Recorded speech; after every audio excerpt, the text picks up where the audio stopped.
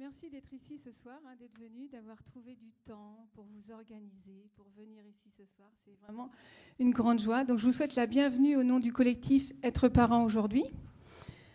Madame Auriol était venue ici l'année dernière à la même période sur la thématique qui était la colère. Donc, ça avait réuni pas mal de monde aussi à ce moment-là. Donc, ce soir, Madame Auriol va parler de la fessée. Est-ce qu'il y a de bonnes fessées ?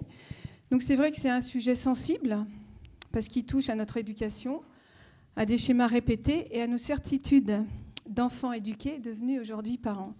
Donc c'est vrai que moi, c'est un sujet sensible que j'apprécie vraiment qu'il soit ici traité. Donc le collectif Être parents aujourd'hui réunit 8 associations. Donc je vais les lire parce qu'il y en a une que j'oublie, c'est l'AFCCC. L'AFCCC, donc c'est l'Association française des centres de consultation conjugale, l'École des grands-parents européens, parenthèse, Source, Terre des Arts, France Parrainage, Communiquer avec bienveillance et Allô parlant d'enfants. Donc le collectif œuvre sur la parentalité depuis déjà de nombreuses années, une quinzaine d'années je crois, est-ce que je me trompe ? 15 ans, oui je pense. Donc je remercie aussi au nom du collectif la ville de Rennes, la CAF et la CRES pour leur soutien financier et logistique. Donc, on vous a donné un questionnaire. On vous remercie de bien vouloir nous le remplir et nous le donner à la fin. Ça nous permet de voir vos attentes et de coller au mieux par rapport à vos demandes et les attentes que vous avez pour les conférences à venir. Celles de 2014, puisque celles de 2013 sont fixées, je vais vous les donner. Donc, à la fin de la conférence, merci de nous redonner le questionnaire rempli. Et aussi, vous pourrez trouver des personnes des différentes associations ici, juste en sortant, avec des flyers des différentes associations. Le cycle de conférence 2012 est terminé. Pour 2013, le cycle est déjà fixé, donc je vais vous donner les dates. Et une information assez importante, les conférences n'auront plus lieu ici, elles auront lieu à la Chambre des métiers. C'est juste derrière, c'est 2 cours des Alliés. Les horaires seront les mêmes, 20h le jeudi, mais ce ne sera plus dans cette salle-là. Donc, pour la programmation 2013, donc le 30 mai, il y a Véronique Gendry sur le thème « Le plaisir d'être parent ». Le 17 octobre, il y aura Jean-François Laurent sur le thème « L'estime de soi chez l'enfant ». Et le 21 mars, il y aura une conférence. La date, elle est fixée, mais il n'y aura pas le thème. Donc, si vous voulez, après avoir les informations, je vous invite à aller sur le blog du collectif Être parent aujourd'hui.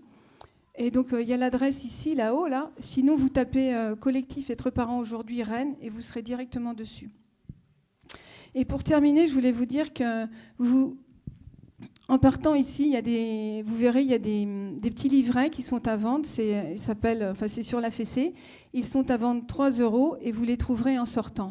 Cependant, si vous ne souhaitez pas les acheter, vous pourrez avoir des informations sur des tracts qui ont été récupérés sur le livre d'Alice Miller. Madame Auriol vous parlera d'Alice Miller tout à l'heure, qui seront visibles sur le blog le collectif Être parent aujourd'hui. Voilà, je vous souhaite une belle soirée. Bonsoir à tous. Je suis très touchée d'être accueillie encore une fois chez vous à Rennes et je remercie vivement le travail et l'engagement de votre association dans l'organisation de cette conférence.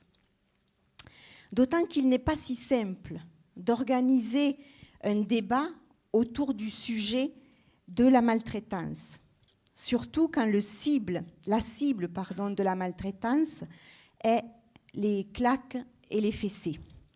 Car ces pratiques ne sont absolument pas considérées comme de la maltraitance et en plus, elles sont pratiquées par quasiment la totalité des parents. Le débat sur la fessée est souvent assimilé à un courant de pensée, mais en définitive, vous allez vous rendre compte tout au long de cette conférence qu'il ne s'agit pas du tout d'un courant de pensée, mais d'un véritable fléau qui, justement, endommage notre capacité de penser. J'encourage donc votre équipe et votre association, le collectif Être parent aujourd'hui, à garder cette volonté de combattre ce fléau en proposant des manifestations de ce type qui permettront, je n'en doute pas, d'éveiller nos consciences. Alors, Bénédicte, vous parlez ici des travaux d'Alice Miller. Je suis ici en tant que représentante de son travail. Et pour cela, je vais vous dire un peu qui était Alice Miller, parce que était dans le sens où Alice Miller est décédée il y a 2 ans et demi maintenant. Elle nous a quittés à l'âge de 87 ans et jusqu'au bout, elle a travaillé sur ses recherches. Elle a longtemps exercé la psychanalyse avant de se consacrer à ses recherches sur l'enfance. Elle est l'auteure de nombreux livres, je crois que vous allez en trouver quelques-uns à la sortie après la conférence, des livres tous sur les causes et les conséquences des mauvais traitements infligés aux enfants. Durant ces dernières années, Alice Miller a développé un concept de thérapie qui propose aux gens en souffrance de se confronter avec leur passé pour rencontrer l'angoisse de l'enfant battu, pour rencontrer l'angoisse de l'enfant négligé ou humilié que nous avons été, ressentir cette souffrance pour s'en libérer. Il s'agit de notre peur enfantine du parent tout-puissant qui pousse l'adulte que nous sommes devenus aujourd'hui à maltraiter nos propres enfants. Ouvrir la porte à la conscience de ce que sont les mauvais traitements. Prendre connaissance de la perception de la réalité de l'enfant. Se libérer de nos peurs enfantines qui nous poussent à la répétition avec nos propres enfants sont des options positives et optimistes pour désamorcer nos pulsions de violence. Alors, de là, je vais me présenter moi-même. Brigitte Auriol, j'ai décidé de poursuivre l'enseignement d'Alice Miller par le biais de conférences comme ce soir, pour que continue à briller l'espoir qu'un jour, son message sera entendu, à savoir que la maltraitance des enfants a des conséquences dramatiques sur le bon développement de leur croissance et surtout sur l'adulte en devenir. Socrate disait, il y a donc 470 ans avant Jésus-Christ, « Nos enfants aiment le luxe, ils ont de mauvaises manières, ils se moquent de l'autorité et n'ont aucun respect pour l'âge. À notre époque, nos enfants sont des tyrans. » Aujourd'hui, 25 siècles plus tard, nous tenons exactement le même discours. C'est depuis ces 2 derniers siècles que nous admettons moins certaines violences, comme par exemple, en Europe aujourd'hui, on n'accepte plus les coups de bâton. Ils sont considérés comme de la maltraitance. Les coups de ceinture également sont considérés comme de la maltraitance aujourd'hui, malgré que quelques familles les utilisent encore. La diminution de la violence s'explique par le fait que notre seuil de tolérance à la violence à l'égard des enfants a baissé. C'est pourquoi on constate qu'il y a beaucoup moins de violence aujourd'hui qu'au XIXe siècle, par exemple. La France n'a pas un niveau de connaissance et de culture très élevé concernant le sujet de la maltraitance. Jusqu'aux années 1980, on était convaincus qu'il n'y avait pas d'enfants maltraités en France. On n'en parlait pas. C'était comme si tout allait bien dans le meilleur des mondes en France. Il a fallu la Fondation pour l'enfance qui a été créée en 1977 pour réveiller la France à ce sujet. Et c'est en 1982 que l'on a commencé à médiatiser le problème de la maltraitance, avec, peut-être vous vous en souviendrez, l'affaire du petit David que l'on surnommait l'enfant du placard. C'est un petit garçon qui est resté enchaîné au pied du lavabo durant les 6 premières années, pendant 6 ans, et à la suite d'un déménagement, il a été enfermé dans un placard encore pendant 2 ans, ce qui fait qu'il est resté au total enfermé pendant 8 ans. Pendant tout ce temps, bien sûr, il était humilié, il crevait de faim, voilà. Peut-être ce souvenir-là est resté quand même dans nos mémoires, le souvenir de l'histoire du petit David. Mais c'est seulement encore en 1985-86 que l'on a réalisé qu'il n'existait pas que des violences physiques, mais aussi des violences sexuelles. Il faudra encore attendre les années 90 pour que l'on réalise qu'il y avait des violences non seulement dans les familles, mais aussi dans les institutions. Il est quand même stupéfiant que pratiquement jusqu'à Alice Miller, personne n'ait vu les effets des mauvais traitements sur le développement de l'individu. C'est Alice Miller qui a révolutionné notre vision de l'éducation. Il y a bientôt 30 ans, quand elle a écrit son premier livre, Le drame de l'enfant doué.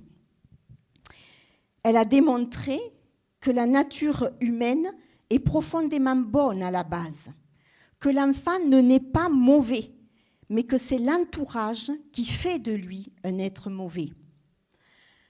Les mauvais traitements et les humiliations contribuent à transformer des enfants parfaitement normaux au départ en individus violents et perturbés.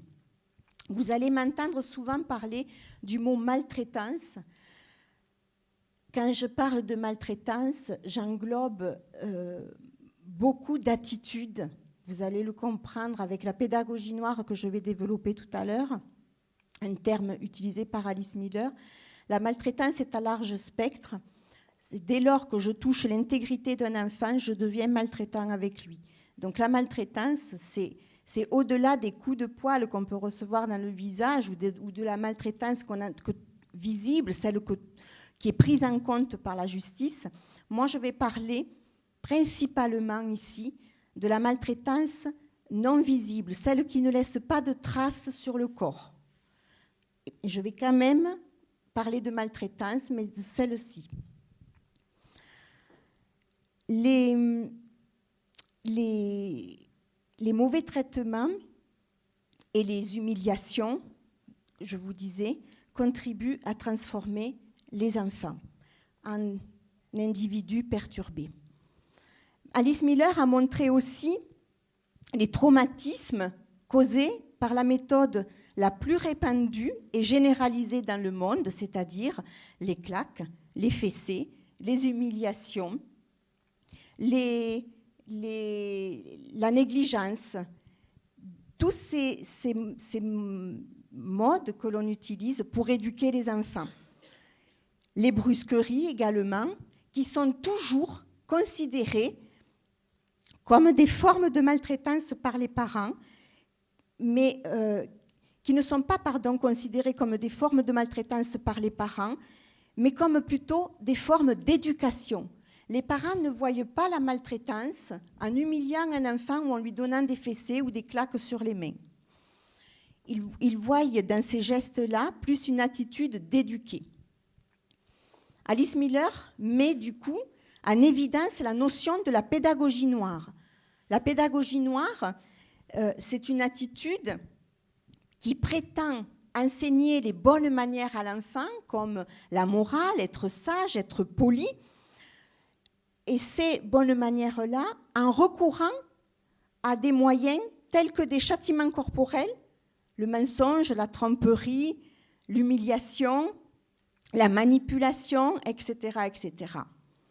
En fait, la pédagogie noire n'est rien d'autre que l'abus de pouvoir de l'adulte sur l'enfant, abus que l'on appelle éducation. Cette pédagogie noire reflète les méthodes selon lesquelles nos parents, nos grands-parents et les générations encore d'avant ont été éduqués. Alice Miller montre comment fatalement les enfants battus battront à leur tour, les enfants humiliés humilieront, les enfants méprisés mépriseront. Le sujet de la fessée est considéré aussi comme une opinion qui serait abordée par une minorité d'individus marginaux ou un peu fantaisistes qui voudraient fabriquer des enfants rois. Mais heureusement qu'aujourd'hui, les neurosciences prouvent par l'imagerie cérébrale ce qui se passe dans le cerveau d'un enfant quand il subit des fessées ou même ne serait-ce que des menaces qui lui font peur ou toute autre forme de mauvais traitement. Si les parents n'ont pas facilement accès aux informations sur les conséquences des mauvais traitements sur les enfants, c'est entre autres parce que la France ne veut pas la loi contre la fessée. La France ne veut pas entendre parler de cette loi, contrairement aux autres pays d'Europe, puisque 22 pays européens sur 27 ont déjà légiféré à ce niveau. C'est très dommage que la France ne veuille pas de cette loi, parce que cette loi nous permettrait de faire des campagnes d'information dans les maternités, par exemple, au même titre que les cours d'accouchement ou les cours d'allaitement, où elle nous permettrait aussi de faire des publications dans les carnets de santé. Alors, vous vous êtes peut-être rendu compte qu'il est très, très difficile d'aborder le sujet de la maltraitance sans soulever des réactions parfois très fortes à ce sujet. En général, vous allez être confronté à des gens qui nient la réalité de la violence. « Oh, ce n'est pas une fessée de temps en temps qui va traumatiser mon enfant. » Ou vous allez être confronté à des gens qui justifient les coups qu'ils ont donnés. « Oui, mais vous auriez mon enfant, vous comme mon fils comme enfant, je vous garantis que vous feriez pas mieux que moi. Vous aussi, vous lui donneriez des fessées. » Ou encore, on justifie les coups qu'on a reçus. Oui, mais vous savez, moi, j'en ai reçu des claques. Aucune claque ne m'a traumatisée. Je suis encore là aujourd'hui. De toute façon, je les ai toutes méritées. C'est pourquoi aborder le thème de la maltraitance n'est pas si facile. Tout simplement parce que nous allons nous rendre compte que la grande majorité d'entre nous l'utilisent, y compris nous-mêmes. Et que la grande majorité de nos parents l'ont utilisé aussi avec nous. Alors bien sûr, ce n'est pas très glorieux de se découvrir maltraitant. C'est pourquoi nous réagissons très fort à ce sujet. Parce que cela nous renvoie à une situation du passé, quand nous étions des enfants pris en défaut par nos parents. Rappelez-vous, quand on était pris en faute, on pouvait payer le prix très cher. C'est pourquoi, aujourd'hui, quand on nous découvre maltraitants, on est pris de la même façon en faute. Alors, il est difficile d'intervenir sur ce sujet, aussi délicatement d'ailleurs que nous voulons l'aborder, parce qu'on est en présence à ce moment-là d'un ex-enfant que maman gronde parce qu'il a fait une bêtise quelque part.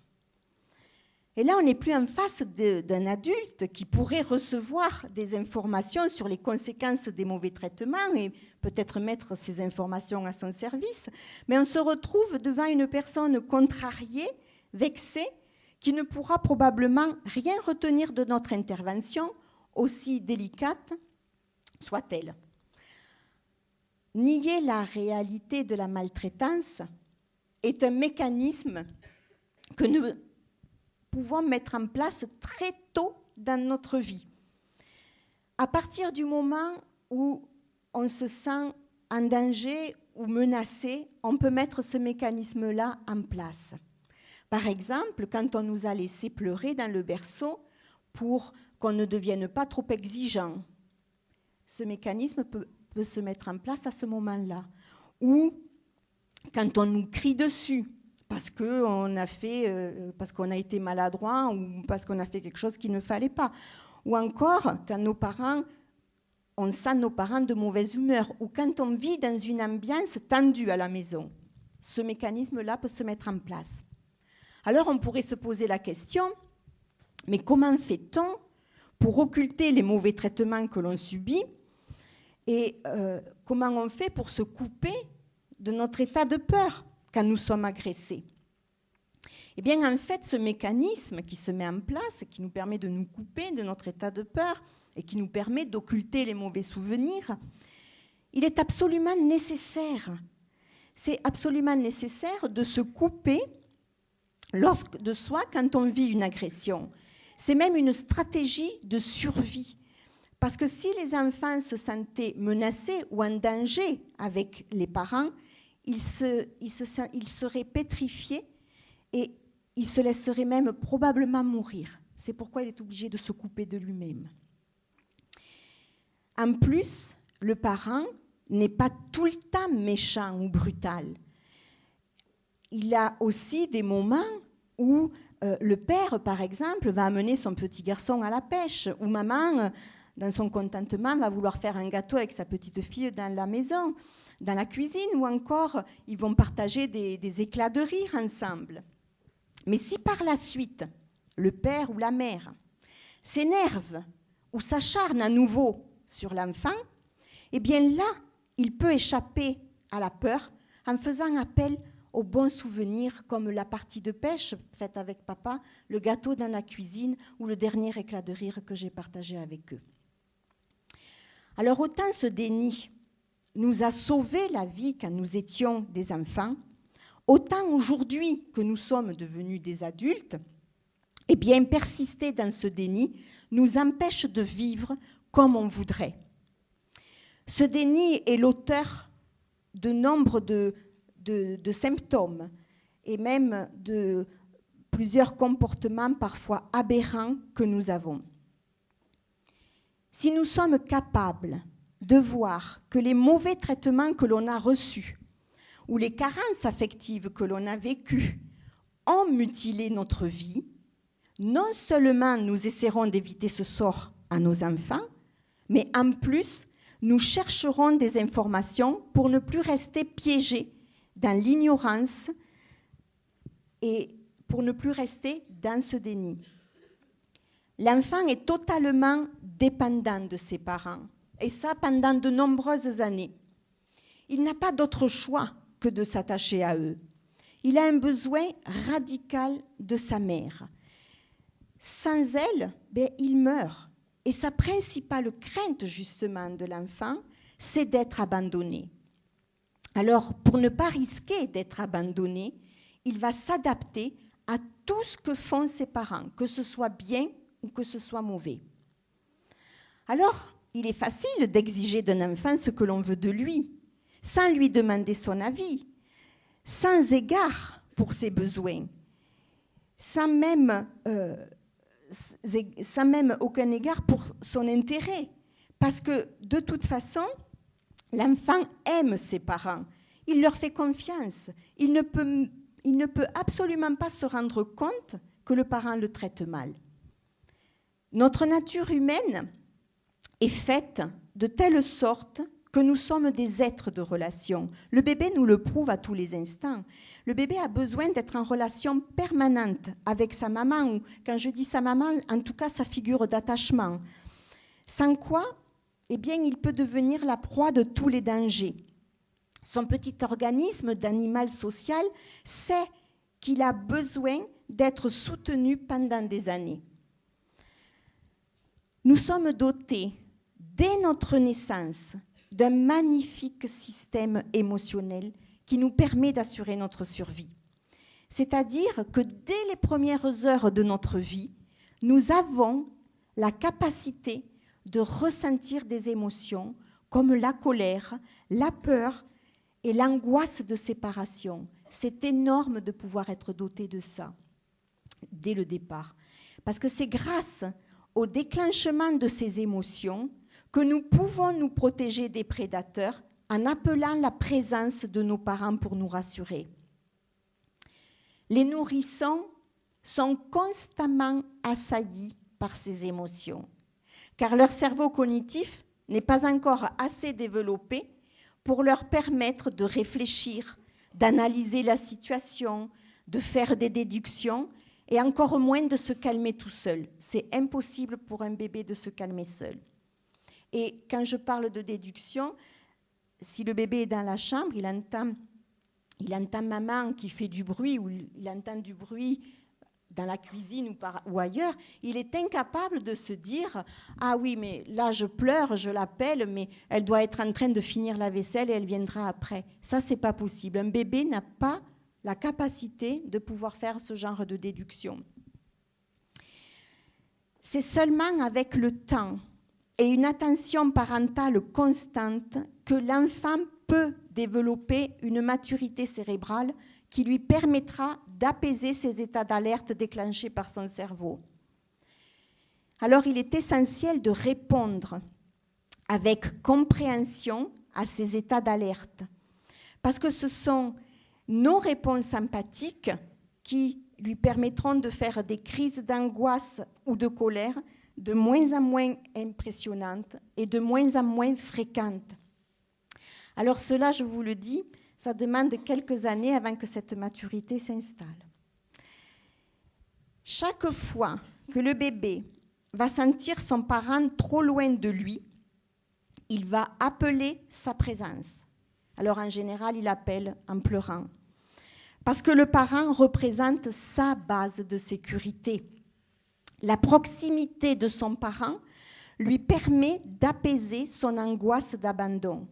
Chaque fois qu'il va sentir un mal-être, son système émotionnel se manifestera pour faire comprendre à son parent qu'il a besoin de sa présence, de sa chaleur. Peut-être il a tout simplement faim, il a besoin juste de communiquer, de vous savoir là. Et c'est quand seulement le parent a répondu à son état d'alarme qu'il va pouvoir se calmer, qu'il va pouvoir cesser de pleurer. En fait, pour qu'un enfant puisse se sentir en totale sécurité, en confiance avec ses parents et son entourage, il doit percevoir au plus profond de lui-même une présence rassurante et empathique à tous les instants des premières années de sa vie. Et c'est ainsi seulement que se construit la confiance en lui et la confiance en l'autre. L'immaturité de son cerveau ne lui permet pas d'agir autrement que par des pleurs, des cris et plus grands, par de véritables tempêtes émotionnelles, jusqu'à parfois des crises de colère, jusqu'à se rouler par terre. Cela dure les premières années de sa vie, le temps que son cerveau cognitif arrive à maturité, pour pouvoir raisonner, faire des déductions et analyser les situations.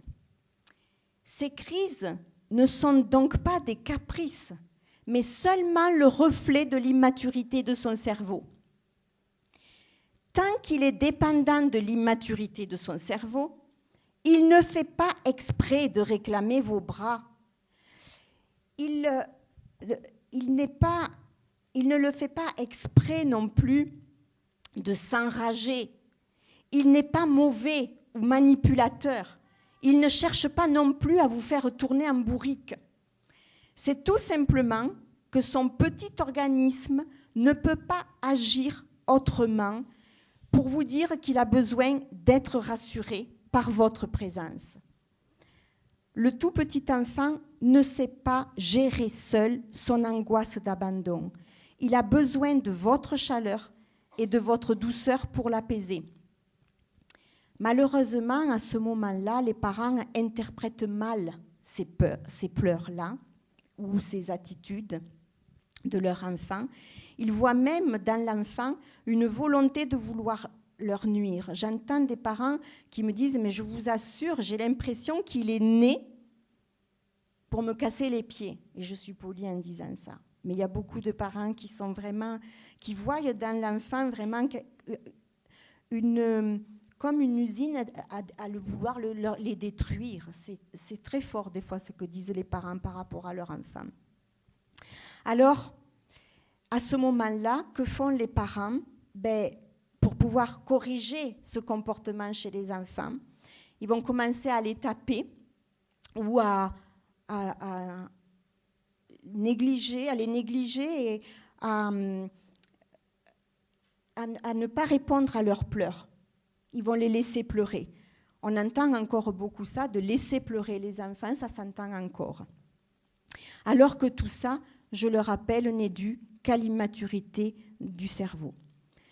Beaucoup pensent encore que les fessées n'ont aucune conséquence sur le développement de la personne.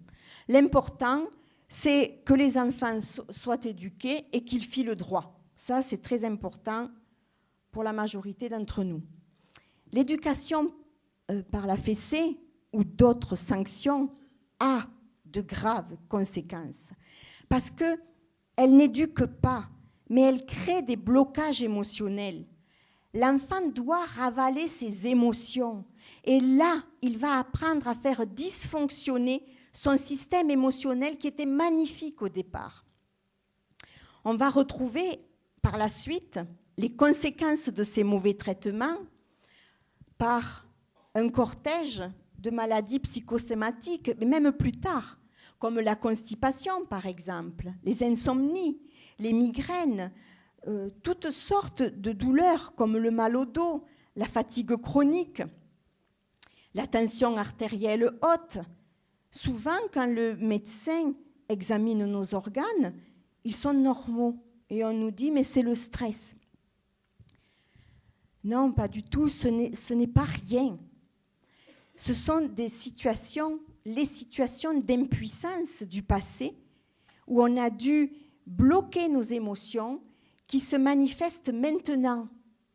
Mais comme il y a un délai entre le moment où les événements se sont passés, en général c'est dans l'enfance, et le moment où le symptôme s'exprime, ça peut être à l'âge adulte, eh bien on ne fait pas le lien entre les causes et les conséquences. Les symptômes peuvent s'exprimer tout de suite après le traumatisme, ou quelques jours, voire semaines, des mois, ou des décennies après le traumatisme. L'abus sexuel, par exemple, peut provoquer chez l'enfant des traumatismes, ou des traumatismes évidemment, mais des douleurs abdominales. Mais si l'enfant ne peut pas dire ce qu'il a vécu, bien le médecin va souvent soigner la douleur en posant un diagnostic de stress. Sa douleur sera alors banalisée, ses symptômes pourront apparaître peut-être plus fréquemment, jusqu'à peut-être devenir une véritable maladie un jour. Son système émotionnel, qui est magnifiquement bien conçu au départ, peut très rapidement se bloquer quand on va lui interdire, par exemple, de pleurer, ou quand on va lui interdire de se mettre en colère, parce que ce n'est pas beau d'être en colère. Il peut aussi, bien sûr, bloquer ce système par toutes sortes de violences physiques, comme les fessées, mais aussi par les violences émotionnelles, comme lui hurler dessus, par exemple, se moquer de lui, l'humilier ou le punir. Toutes les fois où nous parlons à nos jeunes enfants de manière brusque et que nous les menaçons dans nos propos pour obtenir des choses de lui, eh bien, il n'enregistre pas consciemment ce qu'on lui dit comme des menaces. Mais il va enregistrer ce qu'on lui dit, il va les interpréter comme une relation. Et cette relation qui est faite de violence, elle doit être bonne puisque ce sont ses parents qui la lui offrent. L'enfant ne peut pas s'imaginer que ses parents lui font du mal. D'une part, parce qu'on lui fait croire que c'est pour lui qu'on fait ça, c'est pour qu'il devienne une bonne personne, donc c'est pour son bien qu'on lui fait ça. Et d'autre part, parce que ça serait beaucoup trop douloureux pour l'enfant de voir que ses parents peuvent être un danger pour lui. Alors, il met en place ce mécanisme de survie qui le maintiendra dans le déni. C'est Muriel Salmona, qui est psychiatre spécialisée en psychotraumatologie, qui dit que le cerveau humain n'est absolument pas conçu pour supporter la violence. Notre nature est faite pour être dans des relations de respect et d'empathie, et encore plus, bien sûr, particulièrement quand on est un enfant. La violence a des conséquences graves. C'est une atteinte à l'intégrité physique et psychique des personnes. Les enfants sont encore plus en situation d'inégalité face à la violence, parce qu'ils ont un système neurologique immature qui les fait encore plus souffrir quand on les malmène. Et les conséquences sont encore plus importantes chez eux.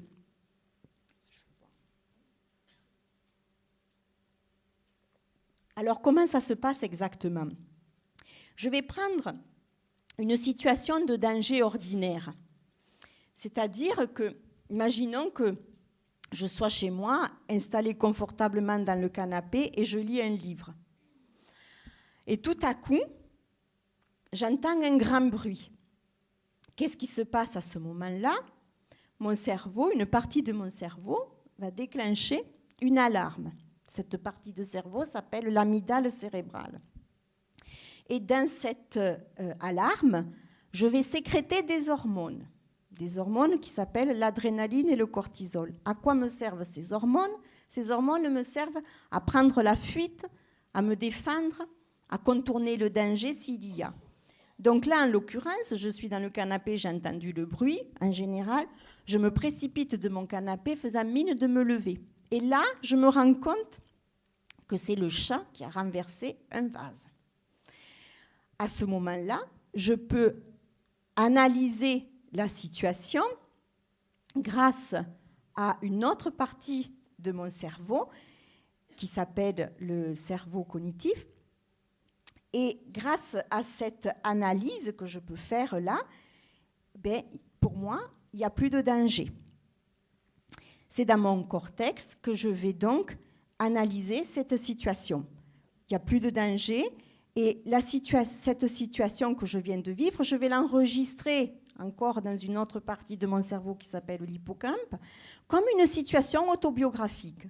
Ça veut dire qu'une autre fois, quand je me retrouverai dans la même situation dans ma salle à manger et que je vais entendre un bruit, je vais bien sûr à nouveau me précipiter, mais j'ai déjà vécu ça. Donc ça sera peut-être un peu moins fort pour moi. La peur que j'aurai vécue à ce moment-là sera peut-être un peu moins forte parce que tout de suite, je penserai au chat.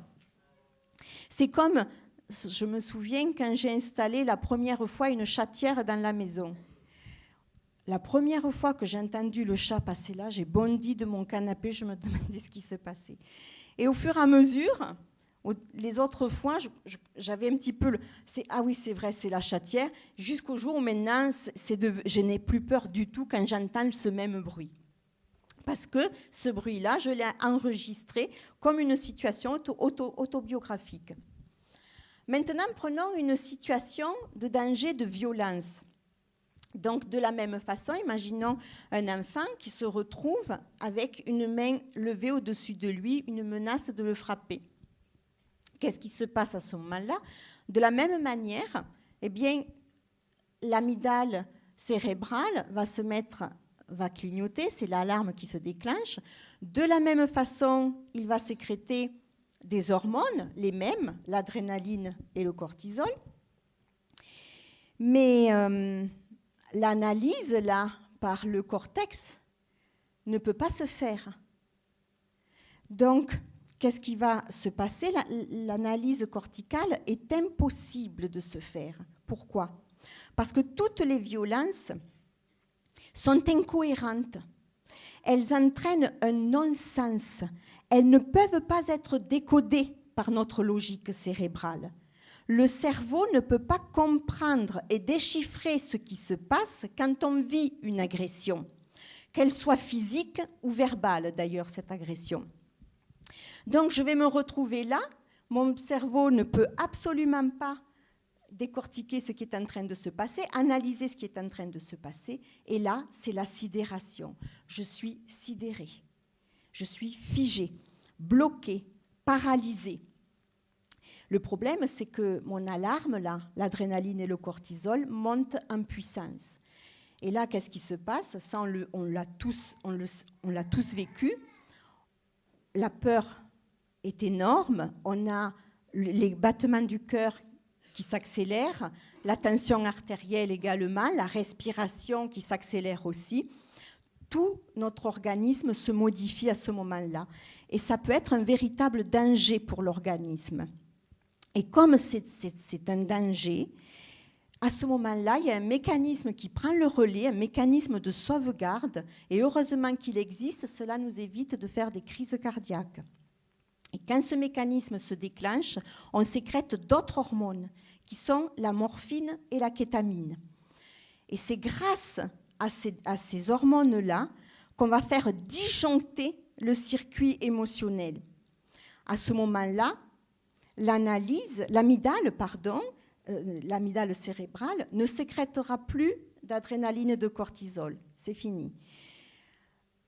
S'il n'y a plus d'adrénaline et de cortisol, comme c'est la morphine qui a pris le relais, je vais me retrouver en situation d'anesthésie émotionnelle. Je suis déconnectée de mon corps, j'ai une sensation d'étrangeté, c'est comme si j'étais spectateur de ce qui est en train de m'arriver. À ce moment-là, c'est la dissociation. Il n'y a pas d'encodage du tout qui peut se faire au niveau de l'hippocampe. Je ne peux pas enregistrer donc cet événement comme une situation normale. Alors cet événement va rester piégé dans l'amygdale comme une bombe à retardement. Alors pour ceux qui disent « Oui, mais bon, il y a fessé et fessé aussi », eh bien le cerveau, sachez-le, ne fait aucune différence dès lors qu'il est agressé par une main levée. Une violence ou une menace reste toujours figée au niveau du cerveau émotionnel. Elle ne peut pas s'encoder. Je vous disais tout à l'heure, c'est impossible pour le cerveau, c'est totalement incohérent. Donc je ne peux pas l'encoder, ça ne peut pas se retraiter ou prendre une place quelque part dans le cerveau, ce genre de violence-là. Et de ce fait, cet événement violent pourra se présenter à nous à tous les instants de notre vie. Je m'explique. Admettons que dans un moment d'énervement, j'enferme mon enfant dans le garage, dans les WC, dans un placard, dans sa chambre, très, très violemment comme ça, même un bref instant, dans le but de le punir. Alors il va probablement hurler de peur, et en tout cas, ou de panique, mais en tout cas, même s'il ne hurle pas à ce moment-là, il sera en état de peur parce qu'il se sentira de toute façon sous l'emprise de la violence de son parent. Il est possible que ce souvenir-là, il ne s'en rappelle plus 6 mois après. Il est possible qu'il ne s'en rappelle plus jamais de sa vie.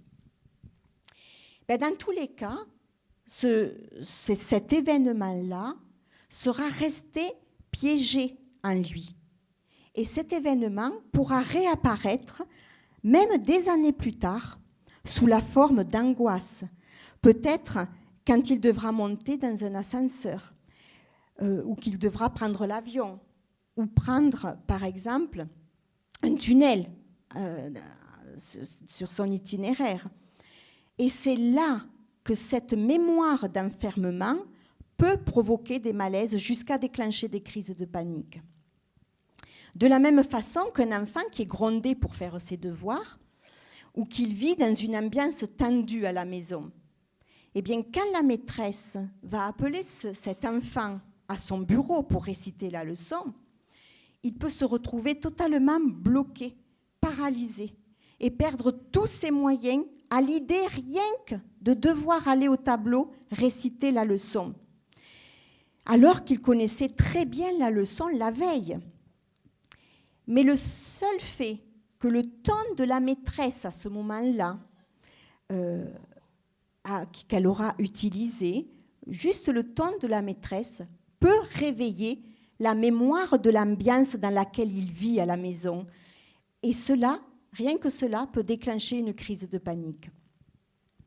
Quand on a été menacé ou interdit de se défendre de ses parents, notre génération a beaucoup connu ça. Tu ne réponds pas à ta mère, tu ne réponds pas à ton père.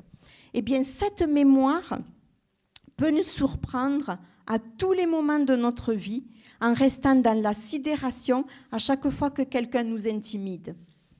Ce sont ces moments où on nous dit quelque chose et on n'a pas su répondre et c'est qu'après qu'on s'en veut de se dire « mais si j'avais su, j'aurais dû dire ça » ou etc. La maltraitance d'un enfant ne se limite pas à l'abus sexuel ou à des claques et des fessées. J'inclus dans la maltraitance l'exploitation émotionnelle de l'enfant. Il existe des parents qui ne frappent jamais leur enfant, mais qui par ailleurs leur hurle dessus avec une telle violence, une telle brutalité, que l'enfant en ressort aussi terrorisé que s'il avait reçu une avalanche de coups. Il existe aussi des parents qui souffrent de dépression et qui ont perdu du coup leur vitalité. Souvent, l'enfant se met inconsciemment à son service. En quelque sorte, il devient le parent de son propre parent. Ça aussi, c'est une forme de maltraitance. L'agresseur utilise la victime comme une sorte de fusible pour décharger sur elle tout ce qu'elle n'a jamais pu dire, enfant, pour se défendre des agressions de ses parents. En fait, on attend le moindre faux pas de nos propres enfants, de notre femme, de notre mari, de notre ami, pour décharger sur eux tout ce que l'on a accumulé jadis sans rien dire. La violence est en fait le résultat du refoulement d'une accumulation d'émotions et de sentiments d'impuissance. Dans une crise de violence, on peut devenir aussi méchant que nous avons eu peur d'être détruits par les agressions de nos parents quand nous étions enfants. Si on osait regarder comment on réagit quand on s'énerve avec nos enfants, on pourrait évaluer combien on a eu peur devant nos parents. Plus vous montez dans les tours, plus vous avez eu peur, plus vous avez eu des parents dangereux et menaçants pour vous. Mais ensuite, on va maquiller ça en amour. Oui, mais c'est justement parce que je t'aime que je fais comme ça avec toi. On va maquiller ça en nécessité d'éducation.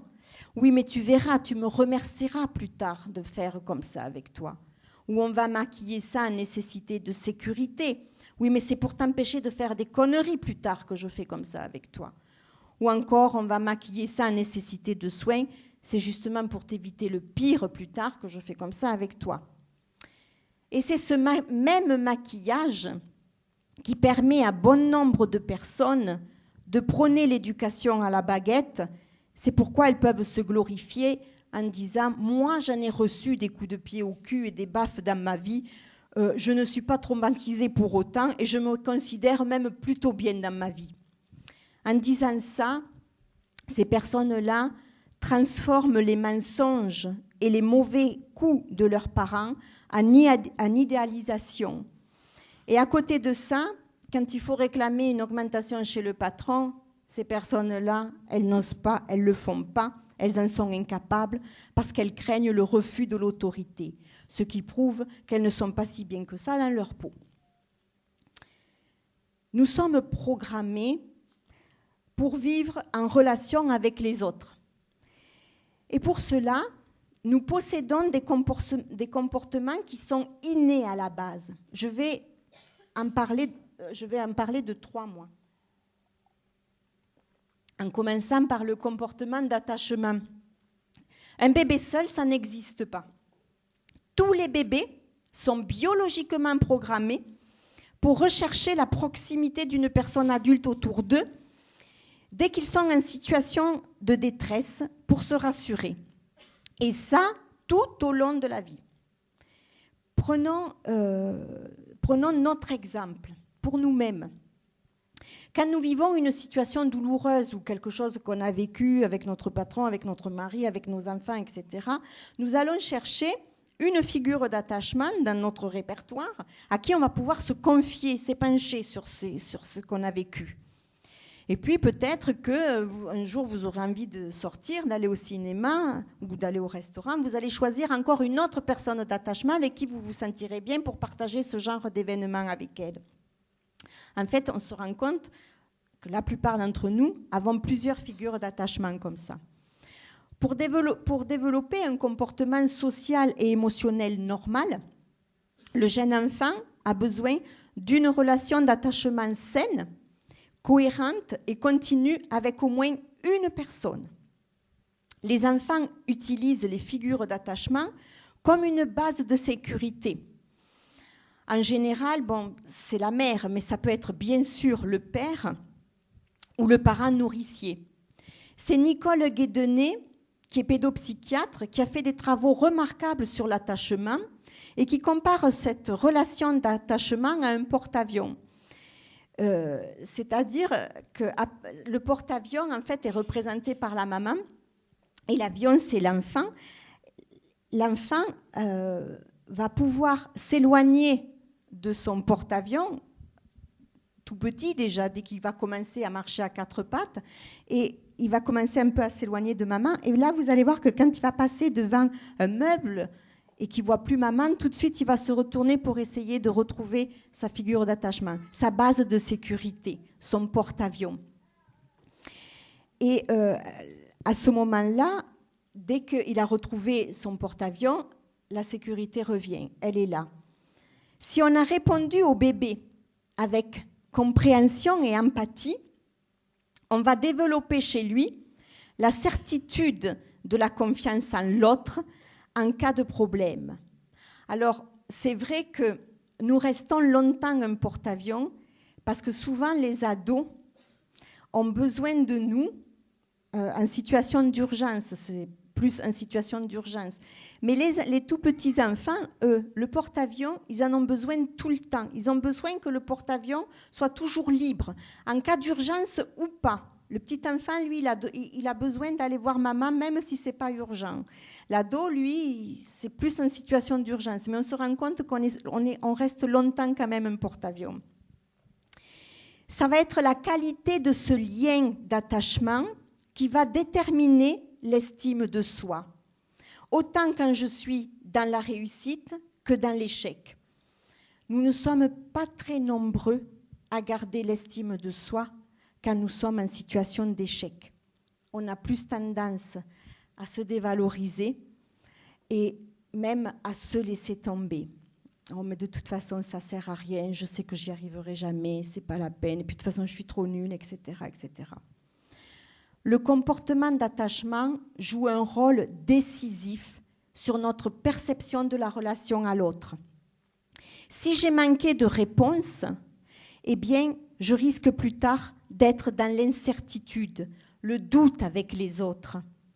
C'est pourquoi il y a des personnes qui vont passer leur vie à se débrouiller seules parce qu'elles pensent qu'elles ne peuvent compter sur personne, que sur elles. Ou qui vont jamais n'oser rien demander à personne, ou encore qui ont peur de compter sur les autres parce qu'elles savent que les autres, ce sont des personnes imprévisibles et souvent décevantes. Ou alors c'est l'effet contraire. Il y a des personnes qui vont se sentir tellement dans le besoin des autres qu'elles vont se mettre au service de tout le monde, même quand les autres ne demandent rien, malgré le fait même que souvent, elles n'ont pas envie de rendre service, mais ils le font quand même pour être gentils, pour acheter de l'amour aux autres. Ces traitements, les mauvais traitements, perturbent aussi le comportement de sauvegarde. Le comportement de sauvegarde, c'est celui dont je vous parlais tout à l'heure. C'est celui qui pousse l'animal à s'immobiliser, à se défendre ou à prendre la fuite en cas de danger. Eh bien, pour nous, les humains, c'est pareil. Quand je suis en danger, les fameuses hormones adrénaline et cortisol, qui sont réactives au stress, elles me permettent de préparer mon organisme à me défendre, à prendre la fuite ou à contourner le danger. Or, quelle est la situation de l'enfant frappé par ses parents? Il ne peut ni prendre la fuite, ni se défendre.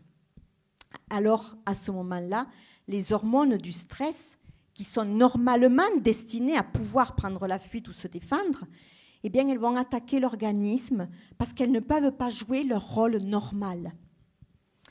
Le stress déclenché par les coups ou la peur des coups attaque l'organisme. Les mauvais traitements vont aussi perturber un autre comportement qui est le comportement d'imitation, c'est-à-dire que le comportement d'imitation, il apparaît chez l'enfant dès les premiers instants de sa vie. Et c'est depuis quelques années seulement que l'on sait que notre cerveau comporte des neurones miroirs à cause du rôle qu'il joue. Lorsque nous observons un comportement quelconque, nous voulons adopter le même comportement. Vous avez, je pense, tous fait ça en se penchant au-dessus d'un bébé, en mimant le poisson qui bâille. Eh bien, le bébé va vous imiter. Il va lui aussi essayer d'ouvrir la bouche. Quand un enfant voit son parent frapper, eh bien, ses neurones s'activent exactement de la même façon, comme si c'était lui qui frappait. Dans la façon de jouer à la poupée, au docteur ou à d'autres jeux de rôle, les enfants imitent souvent ce qu'ils voient ou ce qu'ils subissent. Alors, frapper un enfant, c'est d'abord lui apprendre à frapper. C'est ouvrir dans son cerveau le chemin de la violence. En plus, il y a une très grande contradiction entre ce que son cerveau apprend dans le comportement qu'il voit et le discours du parent qui peut être très différent. Il n'est pas rare de voir un parent qui dit à son enfant « Arrête de taper ton frère tout en le battant ». C'est-à-dire qu'on va demander à l'enfant d'être respectueux et d'être non violent tout en le brutalisant. Eh bien, il est évident qu'en agissant ainsi, on lui apprend la violence. Quand on néglige un enfant, qu'on le malmène ou qu'on le frappe, on agit sur tous ces comportements que j'ai cités, le comportement d'attachement, le comportement de sauvegarde, le comportement d'imitation. Et ce sont ces comportements-là qui sont censés justement le guider dans sa vie et même qui vont lui permettre de sauver sa vie. Et au lieu de ça, eh bien, on pervertit sa nature. Quand l'enfant est forcé de réprimer ce qu'il ressent, on lui apprend à ignorer ses propres sentiments. Il s'installe alors en lui une grande confusion dans ce qu'il ressent vraiment. Il perd toute sa réceptivité aux signaux d'alerte. Il perd ce qui est censé le guider dans sa vie, c'est-à-dire qu'il perd sa boussole. C'est pourquoi une petite fille, par exemple, peut suivre le voisin qui lui propose des bonbons, même si elle a un peu peur d'y aller. Si dès le début, elle a appris que ses sentiments n'avaient aucune importance et qu'il fallait obéir aux adultes, eh bien, même si elle ressentait intérieurement une résistance à suivre le voisin, elle va le suivre. Alors, voyez, pervertir la nature des bébés, eh bien, ça peut avoir des conséquences graves. Ça n'a pas forcément de répercussions tout de suite. Le petit enfant peut être très sage pendant des années. Il y a des enfants comme ça qui sont vraiment adorables. Mais sages, dans le sens où les gens l'entendent. C'est-à-dire, quand ils parlent de sagesse, les gens, ils parlent souvent d'obéissance, qui se plie à la discipline quelque part. Quand on dit « Oh, mais il est bien sage, votre enfant », ça veut dire qu'il est bien obéissant.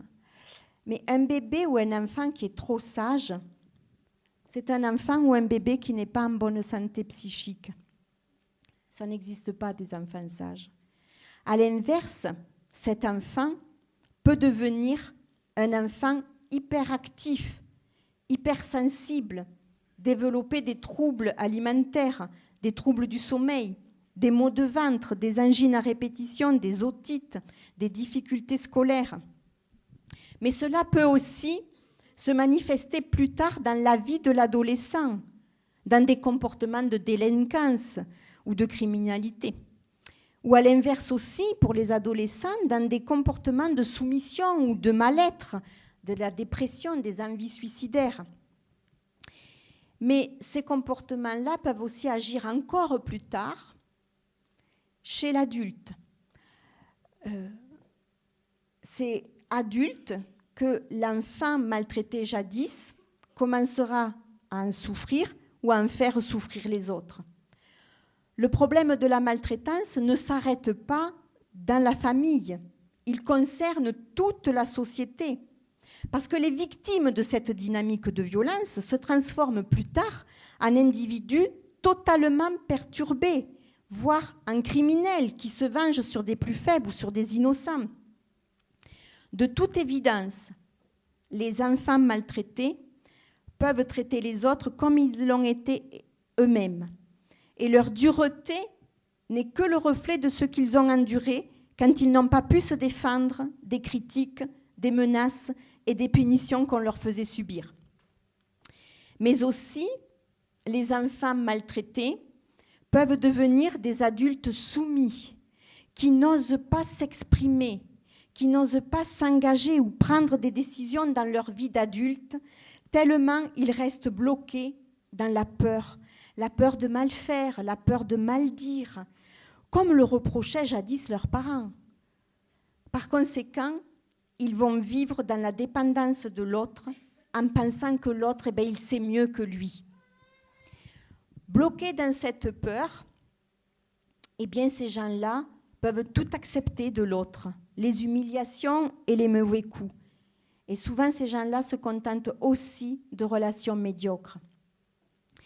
Il n'est pas rare d'entendre que le personnel de crèche, de maisons de retraite, le personnel hospitalier, les instituteurs, les éducateurs ou professeurs abusent de leur pouvoir pour maltraiter les personnes dont ils sont responsables.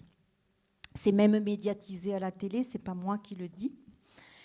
L'émission 7 à 8 du 1er avril de cette année montrait un reportage sur une nourrice qui maltraitait un petit garçon d'à peine 2 ans. Je ne sais pas si vous avez vu ça. Un petit garçon, bien sûr, dont elle avait la charge. Elle lui imposait de se taire en le ligotant dans son lit. Elle le bâillonnait et puis elle lui donnait des claques. À son insu, cette nourrice a été filmée dans la maison où elle était censée s'occuper de l'enfant. Elle a justifié son comportement en disant qu'elle voyait les autres parents au parc ou dans la rue donner des claques ou des fessées sans penser que c'était de la maltraitance et qu'elle ne savait pas finalement où placer le curseur sur l'échelle de la violence. C'est en fait ça le problème de la violence, parce qu'elle rend possible toutes les autres formes de violence. Mais en plus de ce que disait cette femme, je pense qu'elle ne semblait pas encore savoir qu'elle venait de reproduire un comportement qu'elle avait certainement stocké jadis elle-même dans sa propre mémoire. Les effets des mauvais traitements perturbent également nos comportements relationnels. Beaucoup de personnes souffrent dans leur relation aux autres parce qu'elles n'osent pas jamais être celles qu'elles sont vraiment au fond d'elles-mêmes. Elles sont vite sidérées quand elles sont surprises par des mauvaises réflexions ou des agressions, c'est ce que je vous disais tout à l'heure, et c'est après coup qu'elles s'en veulent de ne pas avoir su réagir comme elles auraient voulu le faire. Les mauvais traitements, l'absence de liens empathiques fabriquent de véritables handicaps relationnels qui nous empêchent de nous défendre dignement quand il faut le faire, qui nous empêchent de garder notre sang-froid pour provoquer des querelles, ou qui nous empêchent de nous exprimer aussi avec affection et attention envers les autres. Il y a beaucoup de parents encore qui n'osent pas dire « je t'aime » à leur enfant. C'est pourquoi la manière de répondre aux pleurs d'un bébé, à ses états d'alerte, sa manière de le bercer, d'écouter un enfant, de jouer avec lui, de le consoler, de le considérer et même de le réprimander, est d'une importance capitale, car ça va conditionner son épanouissement durant tout le reste de sa vie. Si son parent est réceptif à ses émotions, dès son plus jeune âge, alors plus tard, il saura bien gérer son stress, il saura dominer sa colère, il saura se montrer bon et compatissant avec les autres, nouer des relations épanouissantes. Il aura la volonté de réaliser ses rêves et encore même de réaliser ses ambitions. Il ne se perdra pas dans des relations amoureuses toxiques. L'éducation donnée à un enfant a un impact majeur sur la façon dont va être influencée sa vie affective à long terme.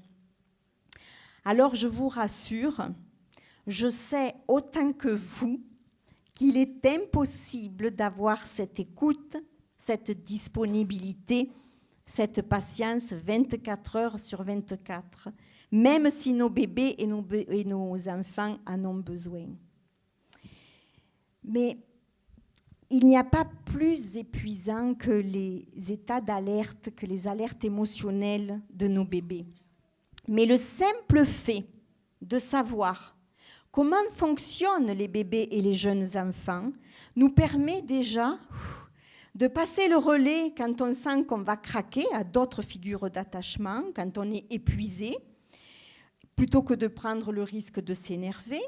Et surtout, quand on sait que nos énervements et nos brusqueries peuvent troubler le psychisme de nos enfants, eh bien, cela nous permet de réparer quand on est passé à l'acte. Quand on sait que ce qu'on a fait, ça peut avoir des conséquences sur lui, au moins on est déjà dans un élan avec l'enfant de vouloir réparer ça. Un enfant qui vit dans un climat dépourvu d'affection ou un univers brutal va s'adapter à son environnement. Et pour pouvoir s'y adapter, eh bien, il va modifier son système cérébral en développant des conduites d'évitement, comme par exemple en devenant hyper vigilant, contrôlant, ou en développant une agressivité exacerbée, ou même en manifestant des réactions de peur. Il y a des enfants, s'approchent d'eux, ils ont tout de suite des réflexes comme ça.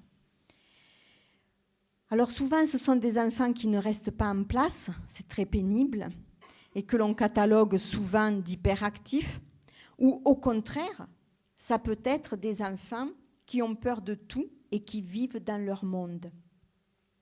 Muriel Salmona, dont je vous parlais tout à l'heure, dit que toutes les violences sont un non-sens. C'est pourquoi elles sont toutes considérées comme graves. Mais ce qui aggrave les choses, c'est le déni autour de la violence, l'indifférence totale, le déni des émotions de celui ou de celle qui vient de vivre une agression. Alors déjà, la victime d'agression est dans un véritable chaos émotionnel, mais on lui en rajoute une couche, on minimise ce qui lui est arrivé. C'est déjà arrivé qu'un petit enfant va se plaindre à un adulte, « Maman m'a donné une claque. » Oui, mais tu sais, si elle t'a donné une claque, c'est que tu as dû faire une bêtise. C'est pourquoi elle t'a frappé, ta maman. Mais le pire, c'est que l'on dit la même chose à des personnes qui ont vécu des abus sexuels. Oui, mais de toute façon, il ne t'a pas violé quand il s'agit que d'attouchement.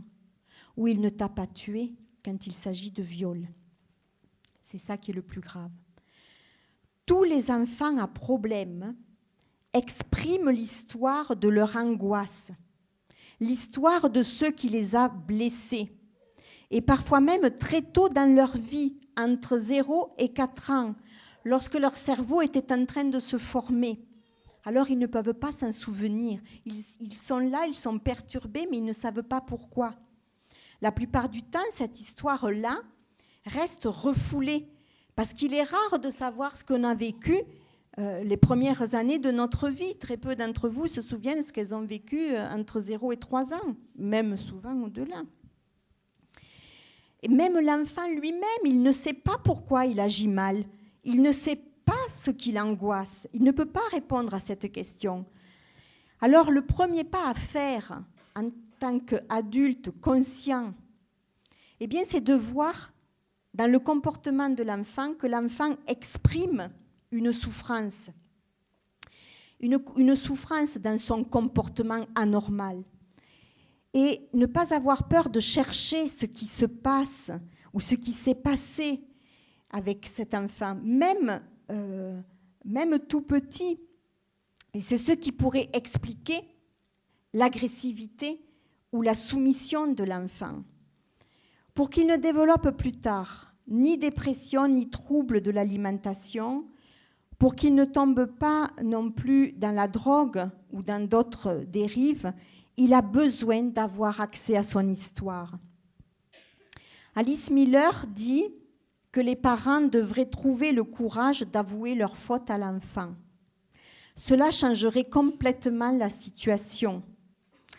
Dans un véritable dialogue, on pourrait dire par exemple, nous t'avons battu quand tu étais encore petit, parce que nous aussi, on a été éduqués de cette façon-là, et que nous pensions que c'était ça qu'il fallait faire. Mais maintenant, là, nous savons que nous n'aurions jamais dû nous autoriser à faire ça. Et nous sommes désolés de l'humiliation que nous t'avons fait subir et des douleurs que nous t'avons infligées. Nous ne recommencerons pas. Nous te demandons de nous rappeler cette promesse, si toutefois tu devais juger que nous risquons de l'oublier. Si vous dites à votre enfant « je ne ferai jamais plus », attention à ce que vous dites.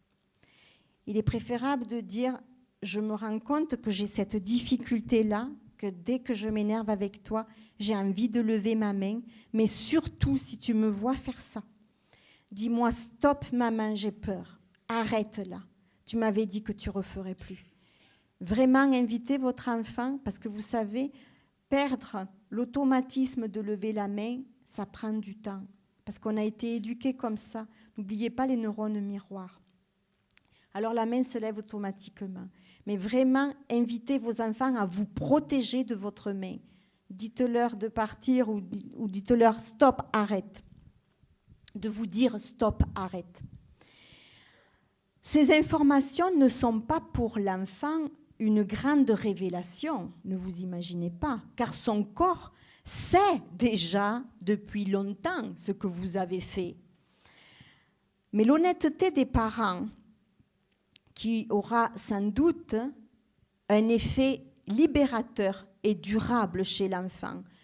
Et comme l'enfant apprend des attitudes de ses parents et pas des paroles, il n'y a que des effets positifs à attendre d'un tel aveu. D'abord, les blessures cachées peuvent enfin guérir parce qu'elles ne resteront pas piégées dans l'inconscient. Mais d'autre part, quand les enfants informés deviendront à leur tour des parents, eh bien, ils ne courront pas le risque de reproduire le comportement parfois très brutal ou pervers de leurs parents. Parce que les blessures, ce sont les blessures refoulées qui provoquent la répétition. Certains parents se moqueront bien sûr de cette idée et diront même que les enfants chercheront certainement à exploiter à ce moment-là la gentillesse du parent, tellement les enfants sont manipulateurs. Cette réaction est compréhensible parce que la plupart des parents ont peur d'avouer une faute. Rappelons-nous les menaces qui pesaient sur nos têtes autrefois quand nous faisions une faute, je vous l'ai dit en début de conférence. Mais je pense que malgré cette peur, il y a aussi beaucoup de parents qui aimeraient bien renoncer à ce rapport de force et de pouvoir même envers leurs enfants, avoir cette volonté de les aider et de s'aider soi-même. Et jusqu'alors, ils ne savaient pas comment faire, car ils éprouvaient de la crainte à l'idée de s'ouvrir sincèrement à eux. Un enfant à qui l'on dit la vérité peut développer ses potentialités. Il n'est pas question d'excuses de la part des parents. Je n'ai pas parlé d'excuses tout à l'heure. Si les parents s'excusent, les enfants peuvent avoir le sentiment que l'on attend d'eux un pardon pour nous décharger, de nous libérer de notre culpabilité. Ce serait trop demandé à l'enfant. Il ne s'agit pas d'excuses à ce moment-là. Quand l'enfant remarque que le parent s'intéresse à ce qu'il ressent lorsqu'il est frappé, lorsqu'il est puni ou humilié, il vit un grand moment de soulagement en lien avec une sensation de justice avec son parent. Il s'agit de construire une relation nouvelle, fondée sur la confiance mutuelle, retrouver un lien de proximité qui jusqu'alors étaient empêchés par la peur des coups, les punitions, les humiliations. Il est donc absolument nécessaire de respecter les besoins émotionnels des bébés et des jeunes enfants pour qu'ils puissent se construire et se développer en toute confiance et en toute sécurité. Je suis très reconnaissante aux manifestations et aux organisations comme celle de votre association, le collectif d'être parents aujourd'hui, parce que cela peut nous permettre de prendre conscience que l'éducation à la main levée génère des adultes violents ou en tout cas mal dans leur peau, et qu'il faut sortir de ce silence pour que les enfants de demain puissent avoir l'espoir de vivre un jour dans un monde conscient que ces traitements ont de graves répercussions et qu'ils sont à bannir définitivement dans notre éducation. Je vous remercie de m'avoir écouté jusqu'à là.